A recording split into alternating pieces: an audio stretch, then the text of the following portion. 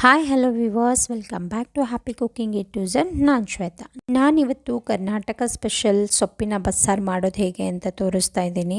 ನಾನಿಲ್ಲಿ ತೊಗೊಂಡಿರೋ ಸೊಪ್ಪು ನುಗ್ಗೆ ಸೊಪ್ಪು ಆರೋಗ್ಯಕ್ಕೆ ತುಂಬಾ ಒಳ್ಳೆಯದು. ನುಗ್ಗೆ ಸೊಪ್ಪಲ್ಲಿ ಬಸ್ಸಾರು ಮತ್ತು ಪಲ್ಯ ಮಾಡ್ಕೊಂಡು ತಿಂತಿದ್ರೆ ಆಹಾ, ರುಚಿ ಅದ್ಭುತವಾಗಿರುತ್ತೆ. ಇನ್ನೂ ನನ್ನ ಚಾನಲ್ಗೆ ಸಬ್ಸ್ಕ್ರೈಬ್ ಆಗಿಲ್ಲ ಅಂದರೆ ದಯವಿಟ್ಟು ಸಬ್ಸ್ಕ್ರೈಬ್ ಆಗಿ. ವಿಡಿಯೋ ಇಷ್ಟ ಆದರೆ ಲೈಕ್ ಮಾಡಿ. ಬನ್ನಿ ಇದು ಹೇಗೆ ಮಾಡೋದಂತ ನೋಡೋಣ. ಮಾಡೋ ಮುಂಚೆ ಸಾಂಬಾರಿಗೆ ಪಲ್ಯಕ್ಕೆ ಬೇಕಾಗಿರೋದನ್ನೆಲ್ಲ ಹೆಚ್ಚಿ ರೆಡಿ ಮಾಡಿ ಇಟ್ಕೊಂಡಿದ್ದೀನಿ. ಈಗ ಶುರು ಮಾಡೋಣ ಬನ್ನಿ. ಮೊದಲಿಗೆ ಕುಕ್ಕರ್ ಇಟ್ಕೊಂಡಿದ್ದೀನಿ. ಯೂಶಲಿ ಅಡುಗೆ ಬೇಗ ಆಗುತ್ತೆ ಅಂತ ನಾನು ಕುಕ್ಕರಲ್ಲೇ ಮಾಡ್ಕೊಳ್ಳೋದು.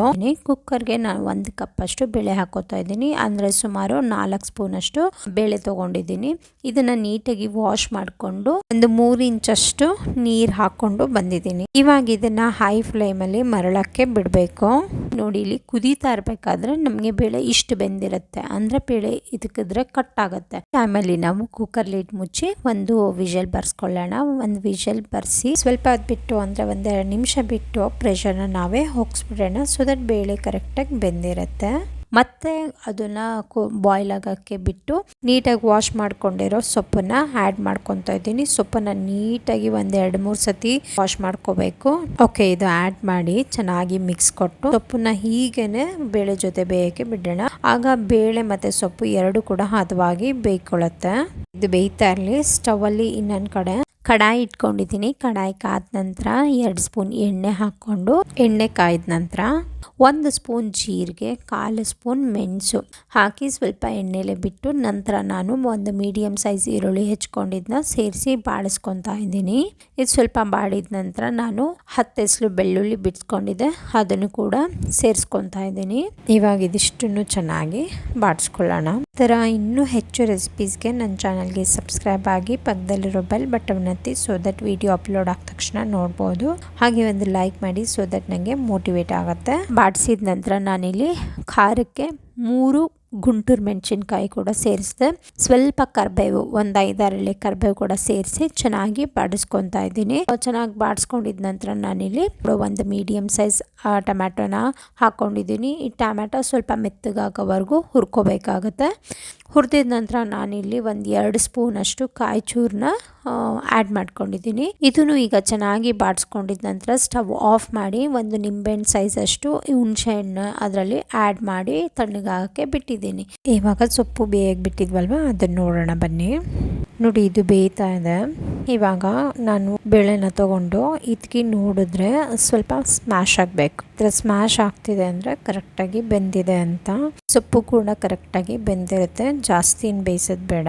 ಇವಾಗ 1-2 ನಿಮಿಷ ಇದನ್ನು ಹೀಗೆ ಬೇಯಿಸ್ಕೊಂಡು ಇದನ್ನು ಕೂಡ ಆಫ್ ಮಾಡಿ ಎತ್ತಿಟ್ಕೊಂಡ್ಬಿಡೋಣ. ಇದು ಕೂಡ ರೆಡಿ ಆಗಿದೆ.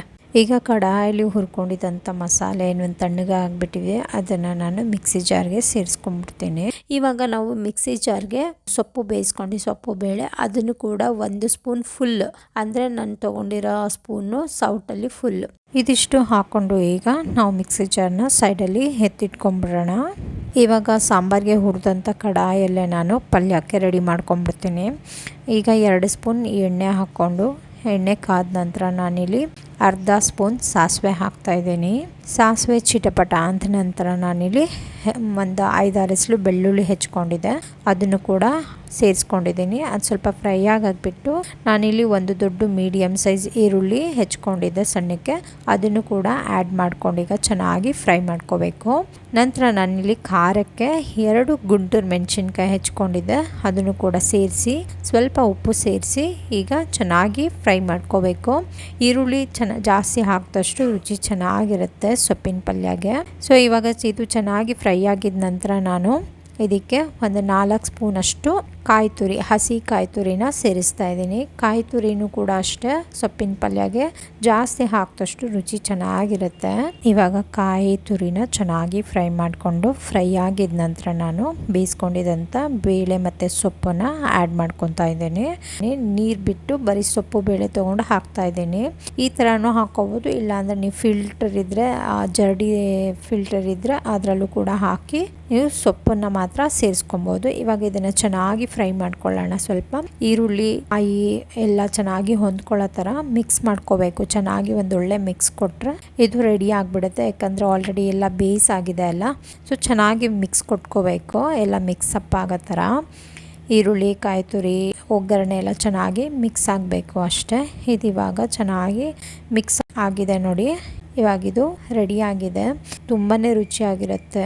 ಈ ಥರ ಒಂದು 15 ದಿವಸಕ್ಕೆ ಒಂದ್ಸತಿ ಆದರೂ ಮಾಡ್ಕೊಂಡು ತಿಂದರೆ ತುಂಬ ಒಳ್ಳೆಯದು. ನಾನು ಈ ಸೊಪ್ಪನ್ನ ನಮ್ಮ ಊರಿಗೆ ಹೋಗಿದ್ದಾಗ ತಂದಿದ್ದೆ. ಸೊ ಊರಲ್ಲೆಲ್ಲ ನಂಗೆ ಈ ಥರ ಸೊಪ್ಪು ಸಿಕ್ಕಿದ್ರೆ ತುಂಬ ಇಷ್ಟ. ಇವಾಗಿದು ರೆಡಿ ಇದೆ. ಇದನ್ನು ಸೈಡಲ್ಲಿ ಮುಚ್ಚಿ ಎತ್ತಿಡೋಣ.